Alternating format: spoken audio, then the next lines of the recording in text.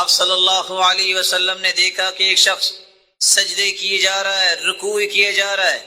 بہت اچھی بات ہے سجدے کرنا، بہت عمدہ بات ہے رکوع کرنا، لیکن آپ صلی اللہ علیہ وسلم نے اس تیزی سجدوں رکوعوں کو دیکھا تو فرمایا علیکم ہدیا قاصدا، میانہ روی اختیار کرو، ذرا سکون سے سجدے کر لو، ذرا سکون سے رکوع کرو. کچھ لوگ کرتے ہی نہیں ہے سجدہ، کافر. کچھ کرنے لگتے ہیں تو حدیث کے الفاظ یہ ہیں، منافق کی نشانی یہ ہے عصر کی نماز کو لیٹ کرتا ہے، اتنا لیٹ کرتا ہے جب سورج غروب ہونے کو آتا ہے ینقر اربعا، کوے کی طرح 4 ٹھونگے مارتا ہے، منافق ہے. فرمایا میانہ روی اختیار کرو.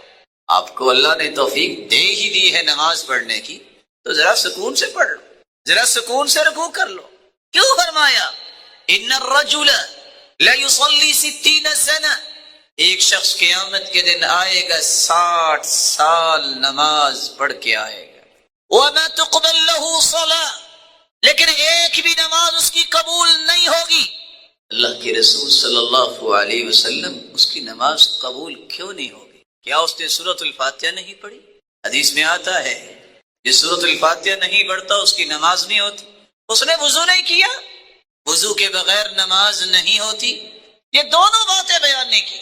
آپ نے فرمایا لعلہ یتم الرکوع ولا یتم السجود ویتم السجود ولا یتم الرکوع، ہو سکتا ہے اس نے رکوع تو مکمل کیا ہو، سجدہ مکمل نہ کیا، سجدہ مکمل کیا ہو، رکوع مکمل نہ کیا. شاید آپ کو تو غصہ آتا ہوگا. بعض دفعہ کسی کو نماز پڑھتے دیکھتے ہیں سمیع اللہ لمن حمدہ، نہ جانے وہ پورا مسلمان بھائی کہتا بھی ہے کہ نہیں، سیدھا کھڑا بھی نہیں ہوتا، زمین پہ دے مارتا ہے اپنے سر کو. اس بیچارے کا کیا بنے گا؟ سجدے سے سر اٹھاتا ہے، سیدھا ہو کے بیٹھتا بھی نہیں، تھوڑا سا سر اٹھا کے فوراً زمین پہ. ارے اللہ کے پیارے بندے ذرا ایک لمحہ رک تو جاؤ. اللہ کے رسول دعا کرتے تھے رب اغفر لی، رب اغفر لی، اللہ مجھے معاف کر دے. تم نے یہ دعا پڑھی؟ اور میرے پیارے بھائی اللہ کے رسول نے دعا سکھائی ہے اللہم اغفر لی وارحمنی، یا اللہ معاف کر دے، رحم فرما، وارزقنی، رزق عطا فرما، واجبرنی، میری کمی کوتاہی کو معاف فرما، وارفعنی، اور میرے مقام و مرتبے کو بلند فرما. تمہیں یہ ساری چیزیں نہیں چاہیے؟ جس کو معافی مل جائے، رحمت مل جائے، رزق مل جائے، کبھی کوتاہی معاف ہو جائے. شاسع الدار وليس لي قاعد يلاومني الى المسجد، کو لانے والا بھی نہیں. دوسری روایت کے الفاظ ہیں پھر آ گئے یا رسول اللہ صلی اللہ علیہ وسلم ان بین بیتی ومسجدی نخلا وشجرا، میرے گھر اور مسجد کے درمیان درخت بھی ہیں، جھاڑیاں بھی ہیں، کھجور کے درخت بھی ہیں. میں نبینا انسان ہوں، اگر پتہ نہ چلے میں کسی درخت سے ٹکرا جاؤں تو کیا بنے؟ ہے اجازت کے گھر میں نماز پڑھ لوں؟ آپ نے پھر وہی سوال کیا وہ هل تسمع النداء، اذان سنتے؟ کہا اذان تو سنتا ہوں. کہا پھر مسجد میں آ کے نماز پڑھ. صحابی 5واں عذر لے کے پھر آئے یا رسول اللہ صلی اللہ علیہ وسلم ان المدینة کثیرۃ الہوام والسباع، مدینے میں چھپائے جانور اور درندے بھی ہیں. اگر میں اندھیرے میں نکلوں کسی درندے اور جانور کو اپنا شوق پورا کرنے کی خواہش پیدا ہوگی تو میرا کیا بنے گا؟ کیا گھر میں نماز پڑھ لو؟ آپ نے پھر فرمایا وَهَلْ تَسْمَعُ الْمُؤَذِّنَ فِي الْبَيْتِ الَّذِي أَنْتَ فِيهِ، جس گھر میں رہتے ہو مؤذن کی آواز پہنچتی ہے؟ قال نعم، کہا پھر مسجد میں آ کے نماز پڑھ. چھٹا عذر لے کے پھر آ گئے یا رسول اللہ صلی اللہ علیہ وسلم انت کما ترانی، آپ تو مجھے دیکھ رہے ہیں، میں نہیں دیکھ رہا. قد ذهب بصری، میری آنکھوں کی روشنی ختم ہو چکی، وجبر سنی، بوڑھا ہو چکا ہوں، ورق عظمی، تو میری ہڈیاں بھی باریک ہو چکی. اب بھی اجازت نہیں کہ میں گھر میں نماز پڑھ لیا کروں. قال وهل تسمع حي على الصلاة حي على الفلاح، آواز پہنچتی ہے کہ آؤ نماز کی طرف، آؤ کامیابی کی طرف. کہا اللہ کے رسول آواز تو پہنچتی ہے تو آپ نے فرمایا حی اللہ، پھر مسجد میں آ کے نماز. 6 عذر پیش کیے. نبینے ہیں، گھر مسجد سے دور ہے، کوئی لانے والا نہیں، گھر اور مسجد کے درمیان درخت ہے، درندے اور جانور ہیں، اور بڑھاپا آ گیا ہے، ہڈیاں باریک ہوگی، اجازت نہیں ملی. میں اور آپ ذرا سوچے تو صحیح، جس کو اللہ نے آنکھوں کی نعمت دی ہے، گلی گلی میں مسجد ہے، کسی لانے والے کی ضرورت نہیں، امن کی کیفیت ہے، کڑیل جوان ہے، اگر یہ پھر بھی مسجد میں آ کے نماز نہیں پڑھتے تو قیامت کے دن 7واں کون سا عذر پیش کریں گے؟ جب تک مسجدوں کو نماز کے ساتھ آباد نہیں کریں گے اس وقت تک نہ قوم بنے گی، یہ ہجوم رہے گا، نہ یہ قوم و ملت کی بلندی کے نوجوان باعث بنیں گے، اور نہ ہی ان مسجدوں کی دیواروں سے وہ رونقیں نظر آئیں گی جس کے لیے یہ مسجدیں بنائی جاتی. آپ صلی اللہ علیہ وسلم نے اس لیے خوشخبری سنائی تھی، من صلی للہ 40 یوما فی جماعہ یدرک التکبیرۃ الاولی کتبت له براءۃ من النار وبراءۃ من النفاق. 40 دن جو تکبیر اولی کے ساتھ نماز پڑھ لیتا ہے 2 انعامات سے نوازا جائے گا، نہ وہ منافق ہوگا اور جہنم سے بھی آزاد ہوگا. آج ابن سماع کو کہاں سے ڈھونڈ کے لائیں جو کہا کرتے تھے 40 سال ہو گئے کوئی بھی نماز میں نے جماعت کے بغیر نہیں پڑھی. آج سعید بن مسیب ڈھونڈنے سے نہیں ملتے جو کہا کرتے تھے 50 سال ہو گئے مؤذن اذان بعد میں کہتا، میں مسجد میں پہلی صف میں بیٹھا ہوتا تھا. آج سلیمان ابن مہران الاعمش کہاں سے تلاش کرے جو کہتے ہیں لم تفتنی التکبیرۃ الاولی منذ 70 سنہ، 70 سال ہو گئے میری تکبیر اولی فوت نہیں ہوئی. آج معاشرے کو ایسے لوگوں کی ضرورت ہے جن کی عبادت کو دیکھ کے غیر مسلم بھی مسلمان ہو جائیں. لیکن آج یہ مسلمان 24 کروڑ جس وطن عزیز کے اندر ہے، ذرا غور کیجئے نمازی کتنی. آپ کہہ سکتے ہیں کہ 10 کروڑ نمازی؟ دیانتداری سے بتا کہہ سکتے ہیں؟ 5 کروڑ جماعت کے ساتھ نماز پڑھنے والے آپ کہہ سکتے ہیں؟ ذمہ داری ہے میری اور آپ کی، جو نماز نہیں پڑھتے ان کو نماز سکھانے کے لیے اگر اللہ نے یہ جگہ دی ہے تو اس کو نماز سکھانے اپنی صلاحیتیں لگائیں، اور ان کو یہ بتائیں جو نماز نہیں پڑھتا معاند ہے، کہتا ہے نماز کی ضرورت نہیں ہے، کتابیں اس کے بارے میں 5 باتیں لکھتی ہیں. لا یغسل، ایسا شخص فوت ہو جائے تو اس کو غسل نہیں دیا جاتا. ولا یکفن، اس کو کفن نہیں پہنایا جاتا. ولا یصلی علیہ، اس کی نماز جنازہ نہیں پڑھی جاتی. ولا یدعا له بالمغفرہ، اس کی بخشش کی دعائیں نہیں کی جاتی. ولا يدفن في مقابر المسلمین، اور نہ ہی اسے مسلمانوں کے قبرستان میں دفنایا جاتا ہے. ولا يرث الكافر المسلم، اگر معاند ہے، انکاری ہے اور اسی حالت میں چلا گیا اس نے نماز نہیں پڑھی، اس کی اولاد اس کی وارث نہیں بن سکتی. ہمیں دوسری اس بات کی بھی کوشش کرنی ہے جو نمازی تو ہیں لیکن سنت کے مطابق نماز نہیں پڑھتے. میرے پیارے بھائی، وہ میرے محترم بزرگ، وہ میرے پیارے بیٹے، جب سے کائنات بنی ہے آج تک محمد الرسول اللہ صلی اللہ علیہ وسلم جیسی ہستی اللہ نے پیدا ہی نہیں کی. مخلوق میں سے وہ اپنی ذات کے اعتبار سے بھی بے مثال ہے تو اپنی ہر بات کے اعتبار سے بھی بے مثال ہے. ان کا طریقہ اور سلیقہ جب تک اختیار نہیں کیا جائے گا کبھی بھی وہ عمل اللہ کے ہاں کوئی ویٹیج حاصل نہیں کر سکتا. من عمل عملا لیس علیہ امرنا فهو رد، جو بھی شخص عمل کرتا ہے سنت کے مطابق نہیں، مردود ہے. میں ادب سے سوال کرنا چاہوں گا کہ اللہ کے رسول صلی اللہ علیہ وسلم نے نماز نہیں پڑھی؟ اس کا حدیثوں میں تذکرہ نہیں آیا؟ کان اذا قام الى الصلاة کبر، جب بھی آپ نماز کے لیے کھڑے ہوتے تو اللہ اکبر کہتے. کھولیے صحیح بخاری اور صحیح مسلم. ورفع يديه حذو منكبيه، اپنے دونوں ہاتھوں کو کندھوں کے برابر لے جاتے، حیال اذنئی، کانوں کی لو کے برابر لے جاتے، اور سنن ابی داؤد کی روایت ثم یشد بہما علی صدری، پھر اپنے سینے پہ دونوں ہاتھوں کو باندھ لیتے۔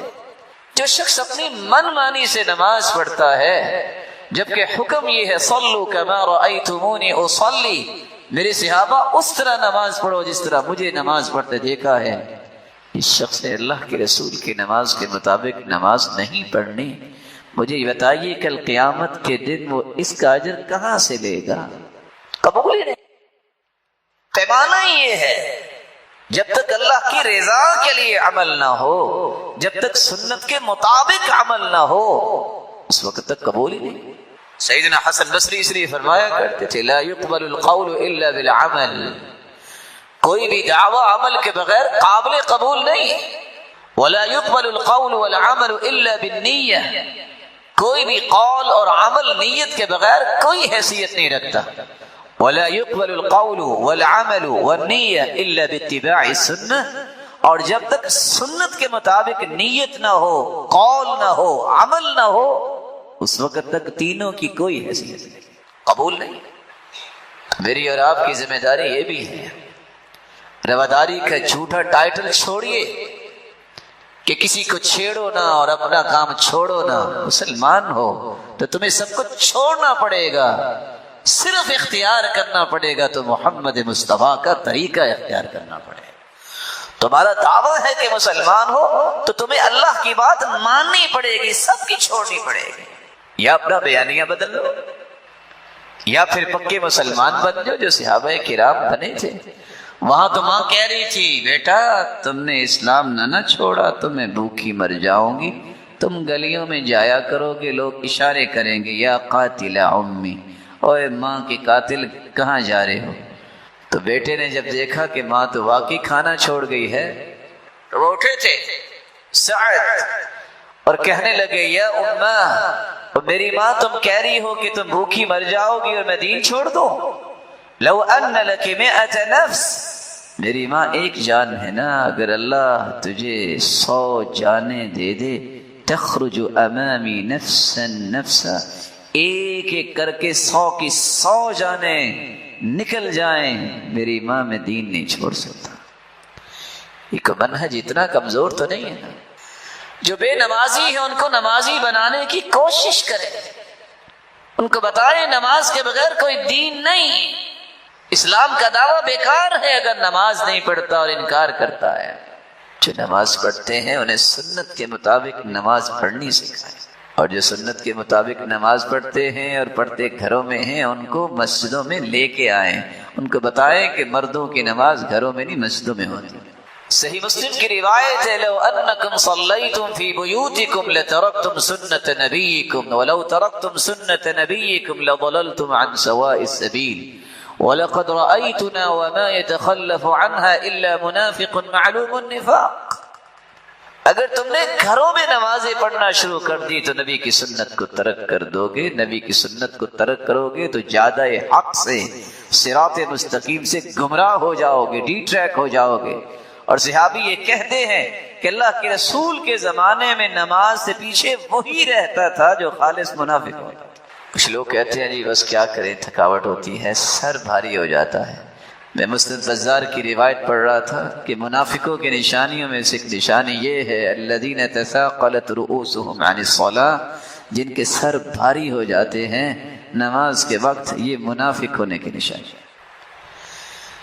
پھر انسان نے قرآن پڑھا ہو، صحیح بخاری کی روایت ہے سمرہ بن جندب رضی اللہ تعالی عنہ بیان کرتے ہیں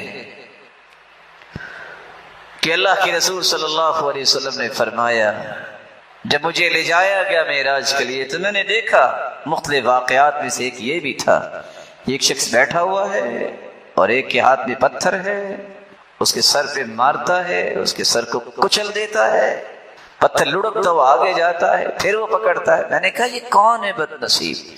جواب میرا الذی یأخذ القرآن ویرفضہ وینام عن الصلاة المکتوبہ، یہ ہے جس نے قرآن تو پڑھا تھا، فرض نماز ہو رہی ہوتی اور یہ صاحب سوئے ہوتے تھے۔ آج اس کو کوئی پریشانی نہیں سمجھا جاتا، سلف کی حالت تو یہ تھی کہ ایک شخص بیٹھ کے رو رہا ہے، دوسرے نے پوچھا آپ کیوں رو رہے ہیں؟ کہتے آج نماز با جماعت رہ گئی تھی۔ کہتے پھر کیا ہوا؟ کہتے ابھی کچھ ہوا ہی نہیں ہے، اللہ نے مجھے اس لائق سمجھا ہی نہیں ہے کہ مجھے اپنے سامنے کھڑا کر، اور وہ رو رہے۔ صحابی اپنے بیٹے سے سوال کرتے ہیں ادرکت تکبیرۃ الاولی، بیٹا تکبیر اولی کے ساتھ نماز پڑھی؟ کہ ابا جان آج تکبیر اولی رہ گئی۔ صحابی کا جواب سنیے گا، لما فاتک خیر من 100 ناقہ کلها سود العیون، بیٹا اگر 100 اونٹنیاں سیاہ آنکھوں والی مل جاتی تو مجھے اتنی خوشی نہ ہوتی جتنی تیری تکبیر اولی کے ساتھ نماز پڑھنے میں خوشی ہوتی۔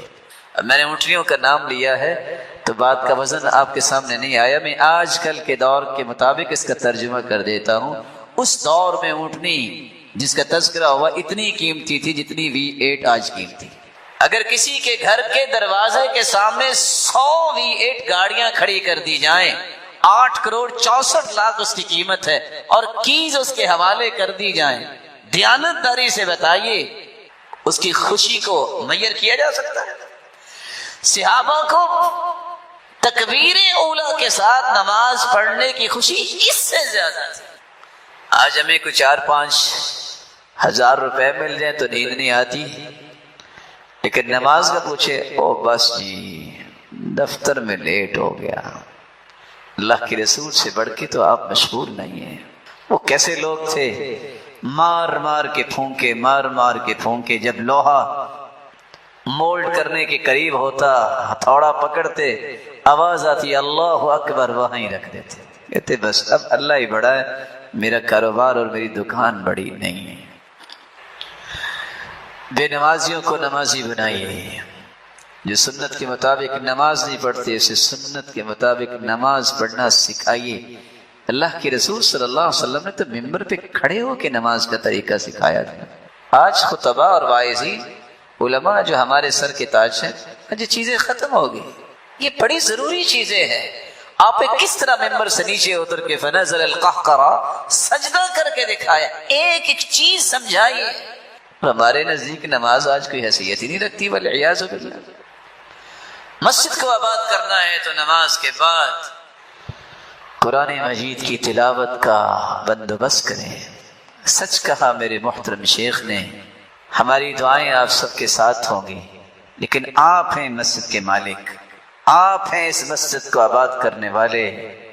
میں انتظامیہ سے ادب سے گزارش کروں گا، محمدا عبده ورسوله يا أيها الذين آمنوا اتقوا الله حق تقاته ولا تموتن إلا وأنتم مسلمون يا أيها الناس اتقوا ربكم الذي خلقكم من نفس واحدة وخلق منها زوجها وبث منهما رجالا كثيرا ونساء واتقوا الله الذي تساءلون به والأرحام إن الله كان عليكم رقيبا يا أيها الذين آمنوا اتقوا الله وقولوا قولا سديدا يصلح لكم أعمالكم ويغفر لكم ذنوبكم ومن يطع الله ورسوله فقد فاز فوزا عظيما أما بعد فأعوذ بالله من الشيطان الرجيم والله يريد أن يتوب عليكم ويريد الذين يتبعون الشهوات أن تميلوا ميلا عظيما۔ اللہ عز و جلال کا بے پناہ احسان ہے جس نے ہمیں مسلمان بنایا اور ہماری رشد و ہدایت کے لیے نوشتہ ہدایت قرآن مجید کو اتارا، اور اس کی روشنی میں تربیت کرنے کے لیے سرتاج رسول محمد الرسول اللہ صلی اللہ علیہ وسلم کو ہادی و مرشد بنایا۔ جن ہستیوں نے آپ کی صحبت اور رفاقت کو پسند کیا، اللہ تعالیٰ نے رہتی دنیا تک ان صحابہ کرام کو نمونہ بھی بنایا اور ان کے ایمان کو مقیاس اور میزان اور پیمانہ بھی بنایا۔ جن اصول و ضوابط کی روشنی میں ان صحابہ نے تربیت پائی، ان میں سے ایک اصول یہ تھا کہ وہ ہر وقت اس بات پہ توجہ دیتے کہ ہمارا رب ہم سے راضی ہے کہ نہیں راضی۔ وہ دنیا کی خوشنودی، دنیا کی رضامندی کے بجائے خالق کی رضامندی اور اس کی خوشنودی حاصل کرنے کے لیے ہر وقت تیار رہتے تھے۔ وہ جانتے تھے کہ اللہ ذو الجلال کے ارادے اور مشیت کے بغیر کوئی کام نہیں ہو سکتا۔ وہ جانتے تھے کہ دنیا کا یہ سارا نظام اللہ کے فیصلے کے ساتھ ہی چل رہا ہے، یہ اللہ کا عدل ہے، یہ اللہ کے حکم کے ساتھ ہی چل رہا ہے۔ دنیا کے اندر کوئی ایسی طاقت ہے ہی نہیں جو اللہ ذو الجلال کے فیصلے کے سامنے دم مارے۔ آج کی ہماری گفتگو کا محور ایک ایسا موضوع ہے جس پہ عموماً ہماری توجہ نہیں رہتی، لیکن وہ ہماری زندگی کے لیے بہت ضروری ہے۔ وہ ہے کہ اللہ ذو الجلال کا ارادہ جب کسی کے ساتھ بھلائی کا ہو تو پھر کیا فیصلے ہوتے ہیں، اور اللہ ذو الجلال کا ارادہ جب بھلائی کا نہ ہو تو پھر مخلوق کے ساتھ فیصلے کیا ہوتے ہیں۔ اہل سنت والجماعہ کا یہ عقیدہ ہے کہ ارادہ بھی اللہ ذو الجلال کی ایک صفت ہے، جیسا کہ اس کی شان اور عظمت کو لائق ہے۔ ایک ارادہ انسان کرتا ہے، ایک ارادہ اللہ ذو الجلال کا ہے۔ نافذ وہ ہوگا جو اللہ ذو الجلال کا ارادہ۔ ارادے کی بنیادی طور پہ دو قسمیں ہیں، ایک ہوتا ہے ارادہ کونیہ، یہ مشیت کے معنی میں ہے، کائنات کے جملہ امور کے متعلق اللہ نے ایک ارادہ کیا، اس کو ارادہ عامہ کہتے ہیں۔ حدیث کے الفاظ ہیں، اللہ ذو الجلال جب ارادہ کرتے ہیں کسی انسان کی روح کو قبض کرنے کا، تو جہاں اس کی روح کو قبض کرنا ہوتا ہے وہاں کوئی ضرورت رکھ دیتے۔ وہ کبھی بھی بندہ وہاں نہیں گیا، لیکن اس دن جائے گا جس دن اس کی روح قبض کی جائے۔ ان اللہ تبارک و تعالی اذا اراد قبض روح عبد بارض جعل له فيها حاجہ، اللہ تعالیٰ جب کسی کی روح کو قبض کرنا چاہتے ہیں تو ارادہ کیا ہے کہ فلاں جگہ اس کی روح نکلے گی۔ انسان جس کو خیال بھی نہیں ہوگا، یہ اللہ کے ارادے کے مطابق ہی چلے گا اور وہاں پہنچے گا اور اس کی روح کو قبض کر لیا جائے گا۔ ارادے کی دوسری قسم ہے ارادہ شرعیہ۔ اس کا مطلب یہ ہے کہ اللہ ایسی چیز کا ارادہ کرے جس سے اللہ راضی ہے، اللہ خوش ہوتے ہیں۔ قرآن مجید میں اللہ ذو الجلال فرماتے ہیں فَمَن يُرِدِ اللَّهُ أَن يَهْدِيَهُ يَشْرَحْ صَدْرَهُ لِلْإِسْلَامِ، اللہ جب کسی بندے سے خوش ہونا چاہتے ہیں، کسی سے راضی ہونا چاہتے ہیں، تو ارادہ کیا کرتے ہیں؟ اس کو شرح صدر عطا کر دیتے ہیں۔ وہ دین کی بات سننا پسند کرتا ہے، وہ نمازوں کی پابندی پسند کرتا ہے، وہ قرآن پڑھنا اور پڑھانا پسند کرتا ہے۔ یشرح صدرہ للاسلام، کوئی نصیحت کرے تو غور سے سنتا ہے۔ لیکن اللہ جب کسی سے راضی نہیں ہوتا، یجعل صدرہ ضیقا حرجا کأنما یصعد فی السماء، تو کیفیت کیا ہوتی ہے؟ اس شخص کے سامنے قرآن پڑھو، وہ کہتا ہے جان چھوٹ جائے تو اچھا ہے، نصیحت کرو تو بات نہیں سنے گا، کبھی بھی وہ دین کی بات سننے کے لیے تیار نہیں ہوگا، کبھی بھی اس کے سامنے قرآن و حدیث کھول کے بیٹھ جو توجہ نہیں دے گا۔ اصل میں یہ بدقسمت انسان ہے جس سے اللہ ذو الجلال نے خیر کا ارادہ ہی نہیں کیا۔ مجھے اور آپ کو بھی یہ سوچنا ہے کہ میری اور آپ کی کیفیت کیا ہے؟ کیا دین کے بارے میں شرح صدر ہے؟ کیا دین کی بات سننے سے ہمیں لذت آتی ہے؟ قرآن پڑھنے سے، اللہ کا ذکر کرنے سے، اچھی باتیں پڑھنے اور پڑھانے اور سمجھنے اور سمجھانے، کسی بڑے کا احترام کرنے، چھوٹے پہ شفقت کرنا، ان ساری چیزوں پہ جب انسان کو خوشی محسوس ہو تو اسے سمجھ لینا چاہیے کہ اللہ اس سے راضی ہے۔ اور اللہ نے آپ کے ساتھ خیر کا ارادہ کیا ہے۔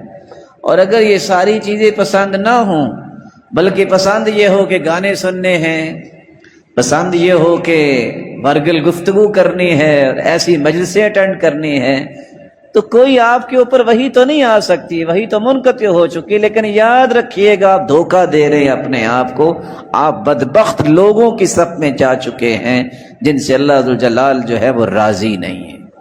رسول اکرم صلی اللہ علیہ وآلہ وسلم نے اس لیے صحابہ کرام کو چند نشانیاں بیان کر دی اس چیز کی کہ غور کر لو کہ اللہ ذوالجلال کس سے راضی اور خوش ہے اور کس سے ناراض اور کس سے غیر راضی ہے۔ سب سے پہلی نشانی، اللہ ذوالجلال جب کسی کے ساتھ خیر کا ارادہ کرتے ہیں تو اسے دین کی نعمت سے نواز دیتے ہیں۔ اللہ کے رسول صلی اللہ علیہ وسلم کا فرمان ہے، مسند احمد کی روایت ہے، ایما اہل بیت من العرب او العجم اراد اللہ عز وجل بهم خیرا ادخل علیہم الاسلام۔ کسی بھی عربی اور عجمی میں سے جس کے ساتھ اللہ ذوالجلال خیر کا ارادہ کریں، اسے پسند کر لیں، اس سے راضی ہو جائیں، تو سب سے پہلی نشانی یہ ہے اللہ اسے ایمان کی دولت سے نواز دیتے۔ 7.5 ارب لوگ ہیں دنیا میں، 6 ارب کافر ہیں، 1.5 ارب مسلمان ہیں، تو اللہ ذوالجلال نے رضامندی کا ارادہ کیا تو کتنے لوگوں کے ساتھ؟ جو مسلمان ہیں، جن کو اللہ نے اسلام کی نعمت سے نواز دیا۔ بقیہ لوگ دنیا جہان کی باتیں کرتے رہے، یاد رہنا چاہیے یہ بد نصیب ہیں کہ اللہ کے رسول کی آمد کے بعد بھی اللہ کے رسول کو انہوں نے تسلیم نہ کیا اور قرآن کی حقانیت کو تسلیم نہیں کیا، محروم ہے۔ دوسری نشانی یہ ہے کہ اللہ ذوالجلال جب کسی کو پسند کرتے ہیں تو اسلام کی نعمت کے بعد اسے علم اور بصیرت عطا کر دیتے۔ جاہل تو دنیا کو بھی پسند نہیں ہوتا۔ اسی سفیان بیان کرتے ہیں، ما اعلم عملا افضل من طلب العلم وحفظه لمن اراد اللہ تعالی به خیرا۔ مسند احمد کی روایت ہے، من یرد اللہ به خیرا یفقهه فی الدین۔ اللہ جس کو پسند کر لیتے ہیں، جس سے راضی ہوتے ہیں، اسے دین کی بصیرت عطا کر دیتے ہیں، سمجھ عطا کر دیتے ہیں۔ اس کو پتہ ہے میں نے کیا کرنا ہے عبادت میں، کیسے عبادت کرنی ہے، اس کو پتہ ہوتا ہے کہ میں نے زندگی کیسے گزارنی ہے، اس کو پتہ ہوتا ہے میں نے تجارت کیسے کرنی ہے، اس کو پتہ ہوتا ہے میری سیاست کیسے ہونی چاہیے، میرے معاملات کیسے ہونے چاہیے۔ یہ دین کی سمجھ اور بصیرت، یہ اللہ ذوالجلال کی رضا اور خوشنودی کا سبب ہے۔ اور سفیان کہا کرتے تھے، دنیا کے اندر وہ علم جس کو اللہ نے وحی بنا کے بھیجا ہے، اس علم کو حاصل کرنا، یاد کرنا، اس سے بڑھ کر دنیا میں کوئی کام نہیں۔ لیکن یہ ملتا کس کو ہے؟ لمن اراد اللہ بہ خیرا، اللہ جس کے ساتھ راضی ہونا چاہتے ہیں، جس پر اللہ ذوالجلال جس سے محبت کرنا چاہتے ہیں، تو اسے پھر علم کی دولت سے نواز دیتے۔ تیسری نشانی، اللہ ذوالجلال کا جب ارادہ ہوتا ہے کہ میں نے اپنے فلاں بندے کو اپنا محبوب بنانا ہے، اس سے راضی ہونا ہے، تو اسے صراط مستقیم پہ چلاتے ہیں۔ اذا اراد اللہ بعبد خیرا افرغ علیہ السداد وکنفہ بالعصمہ۔ اللہ ذوالجلال جب کسی کے ساتھ خیر اور بھلائی اور خوشی اور محبت اور رضامندی کا ارادہ کرتے ہیں تو اللہ ذوالجلال اسے زیادہ حق صراط مستقیم کی توفیق دے دیتے ہیں اور گناہوں سے محفوظ کر لیتے ہیں۔ اس کا مطلب یہ نکلا جو صراط مستقیم پر نہیں ہے اللہ تعالیٰ کا پسندیدہ نہیں ہے۔ چوتھی نشانی یہ ہے جس کو آج ہم نے بہت ہلکا محسوس کر لیا، رب تعالیٰ جب کسی کو پسند کرتے ہیں، کسی سے راضی ہوتے ہیں، کسی کے ساتھ خیر و بھلائی کا ارادہ کرتے ہیں، تو اذا اراد اللہ بالشاب خیرا وفق له رجلا صالحا۔ اللہ ذو الجلال کسی بھی نوجوان کو جب پسند کرتے ہیں تو اس کی نشانی یہ ہے نوجوان کا ساتھی ایسا دے دیتے ہیں جو نیک اور صالح انسان ہوتا ہے۔ نوجوانوں کے لیے بہت بڑا ایک سوال ہے کہ اپنی دوستیوں کو چیک کرے، اپنی مجلسوں کو چیک کرے، اپنی کچن کیبنٹ کو چیک کرے، رائٹ لیفٹ دیکھے کون بیٹھے ہیں، نیک لوگ ہیں تو خوش ہو جائے یہ نوجوان اللہ کا محبوب ہے۔ جس کو کوئی عالم دین میسر آ جائے وہ اس سے محبت کرتا ہے، اس کے ساتھ بیٹھتا ہے، کسی نیک نوجوان کے ساتھ بیٹھتا ہے، یہ اللہ کا پسندیدہ ہے۔ اور جو بیٹھتا ہی ایسے لوگوں کے ساتھ ہے جن کو نہ نماز نصیب ہے، نہ روزہ نصیب ہے، نہ خیر کی بات، وہ صرف فساد مچانا چاہتے ہیں، سمجھ لے کہ یہ اللہ ذوالجلال کے ہاں بدبخت انسان ہے۔ وہ اپنی کڑیل جوانی پہ ناز کرے گا تو کب تک؟ جب موت آئے گی تو یہ ساری جوانیاں ریت بن جاتی ہیں۔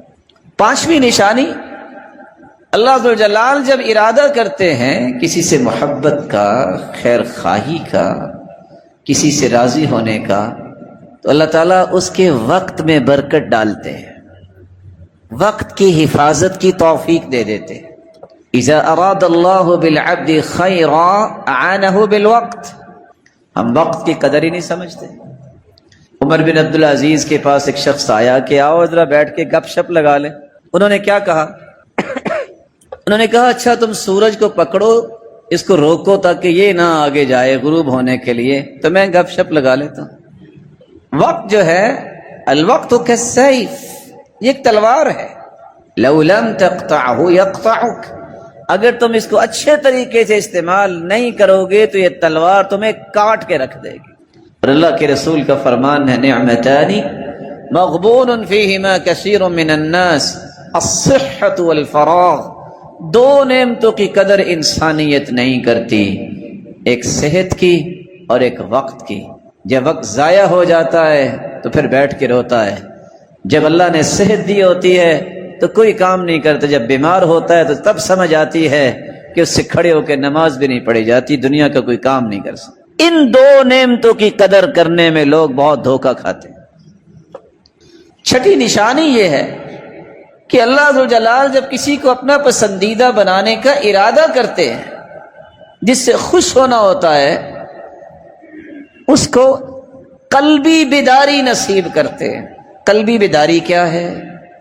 اذا اراد اللہ بعبد خیرا، محمد بن سیرین بیان کرتے ہیں اللہ ذوالجلال جب کسی کو پسند کر لیں، اس سے خوش ہو جائیں، اس سے راضی ہو جائیں، تو اللہ ذوالجلال جعل له واعظا من قلبی، اس کے دل میں ایک واعظ و نصیحت کرنے والی کیفیت پیدا کر دیتے ہیں۔ دل ہی سمجھاتا ہے، نماز لیٹ ہو رہی ہے، دل ہی کہتا ہے کیا کر رہے ہو، اٹھو نماز پڑھو۔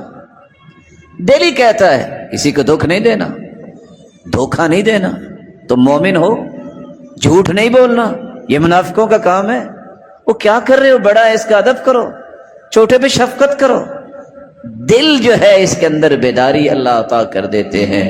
لیکن جب دل مردہ ہو جائے تو سمجھ لو کہ اللہ ذوالجلال اس کو پسند نہیں کر رہے، نہ اس کو نماز کا خیال، نہ اس کو کسی نیکی کا خیال، نہ اس کو حرام و حلال کی تمیز۔ یہ ایسا دل ہے جو قلب میت ہے، مردہ دل، یہ اللہ کے ہاں پسندیدہ نہیں ہے۔ ساتویں نشانی جس سے یہ پتہ چلتا ہے کہ اللہ ذوالجلال نے محبت کا ارادہ کیا ہے، اللہ جب جس سے خوش ہونا چاہتے ہیں، جس سے راضی ہونا چاہتے ہیں، جسے اپنا محبوب بنانا چاہتے ہیں، جس کو عطائیں کرنا چاہتے ہیں، تو میمون بن سیاح بیان کرتے ہیں اذا اراد اللہ بعبدہ خیرا حبب الیہ ذکرا، اللہ ذوالجلال جب کسی کو پسند کرتے ہیں تو اس کے نزدیک ذکر الہی کو محبوب بنا دیتے۔ نماز کے بعد دیکھو ذکر کر رہا ہے، صبح کے اذکار، شام کے اذکار، شاپ پہ بیٹھا ہے تو فارغ نہیں بیٹھے گا، سبحان اللہ، الحمدللہ، اللہ اکبر، لا الہ الا اللہ۔ سفر میں دیکھو تو تب بھی حسبی اللہ، لا حول ولا قوت الا باللہ۔ اس کی زبان پہ اللہ کا ذکر جاری ہوتا ہے، یہ اصل میں نشانی ہے کہ اللہ ذوالجلال کا پسندیدہ ہے اور اللہ اس سے راضی ہونے کا ارادہ کر چکے ہیں، تو اللہ اسے ذکر کی محبت عطا کر دیتا ہے۔ اور دنیا کے اندر انسان تذکرہ تو اس کا ہی زیادہ کرتا ہے جس سے محبت زیادہ ہوتی ہے۔ اسے امام غزالی کہا کرتے تھے، دیکھا کرو آپ کے پاس جو بیٹھے وہ زیادہ اللہ کی بات کرتا ہے کہ مخلوق کی بات کرتا ہے۔ آپ کو سمجھ آ جائے گی کہ اس کی محبت زیادہ مخلوق سے ہے کہ خالق سے۔ جس کے پاس 2 گھنٹے بیٹھو اس نے اللہ رسول کی بات ہی نہیں کی، وہ اسی جھنجھٹوں میں لگا ہوا ہے، بس یہ اس نے یہ کہا، اس نے یہ کہا، اس نے یہ کہا۔ اس مسکین کو آپ کیسے کہہ سکتے ہیں کہ اس کا کوئی اللہ سے تعلق ہے؟ محمد بن عون سے کسی نے کہا تمہارے پاس بیٹھتے ہیں، وہ تم بات ہی اچھی کرتے ہو، تم کسی کا تذکرہ اور کسی کی غیبت کرتے ہی نہیں ہو، وہ تمہیں مسئلہ کیا، تم انسان نہیں ہو؟ کہتے ہیں میں نے اپنی ساری غلطیاں دور کر لی ہیں کہ اب لوگوں کی غلطیوں کا ٹھیکہ اٹھا لوں، جب میری اصلاح ہو جائے گی پھر میں لوگوں کی بھی بات کروں گا، میں تو اپنی اصلاح پہ لگا رہتا ہوں۔ یہ لوگ ہیں جن کو اللہ ذوالجلال نے چن لیا ہوتا ہے، پیارے بنا لیا ہوتا ہے، محبوب بنا لیا ہوتا ہے۔ 8ویں نشانی جس سے یہ پتہ چلتا ہے کہ اللہ ذوالجلال نے کسی بندے کے ساتھ ارادہ کیا کیا ہے، جس کے ساتھ خیر اور بھلائی کا ارادہ کیا ہو، اللہ نے جس کو اپنا محبوب بنانا ہو، جس سے اللہ ذوالجلال راضی ہونا چاہتے ہوں، تو اسے 3 خصلتیں عطا کر دیتے ہیں۔ اذا اراد اللہ بعبد خیرا جعل فیہ 3 خلال۔ یہ اللہ کے محبوب کی 3 نشانیاں سامنے آتی ہیں۔ فقہ فی الدین، زہادۃ فی الدنیا، بصر بعیوبہ۔ دین کی گہری سمجھ اور دنیا کے اندر زہد، تقوی اور اپنے عیبوں کی پہچان اسے ہو جاتی ہے، یہ میری کمی کوتاہی ہے، اسے میں نے دور کرنا ہے۔ اور جس بندے کو یہ ہو کہ میرے اندر کمی کوتاہی ہے ہی کوئی نہیں، اس کو سمجھ لینا چاہیے کہ وہ اللہ ذوالجلال کی رحمت سے دھتکارا ہوا ہے، وہ شیطان کی پٹری پہ چل رہا ہے، انسان ہے۔ وَمَا سُمِّيَ الْإِنسَانُ إِلَّا لِنَسِيٍّ۔ انسان کو انسان کہتے اس لیے کہ بھول جاتا ہے، کمی کوتاہی تو ہر بندے سے ہو جاتی ہے۔ یہ عیبوں سے منزہ اور مبرہ اللہ ذوالجلال کی ذات ہے۔ انبیاء کو اللہ نے معصوم بنایا ہے، انسان اس سے تو کسی وقت بھی کوئی غلطی ہو جاتی۔ جب تک یہ شعور نہیں نصیب ہوتا انسان کو کہ میری کمی ہے کہ آج مجھ سے نماز لیٹ ہوگی، یہ میری کوتاہی ہے بہت بڑی کہ میں نے اللہ کا قرآن نہیں پڑھا، یہ میرے اندر بہت بڑی سستی ہے کہ میں نے نیکیوں کے کام پہ توجہ نہیں کبھی دی، میں نے اپنی زبان کی حفاظت ہی نہیں کی، یہ جھوٹ بھی بولتی ہے، دھوکے بھی دیتی ہے اور طرح طرح کی باتیں بھی کرتی ہے۔ جب تک یہ احساس بیدار نہیں ہوتا اللہ کا محبوب نہیں بنتا۔ 9ویں نشانی یہ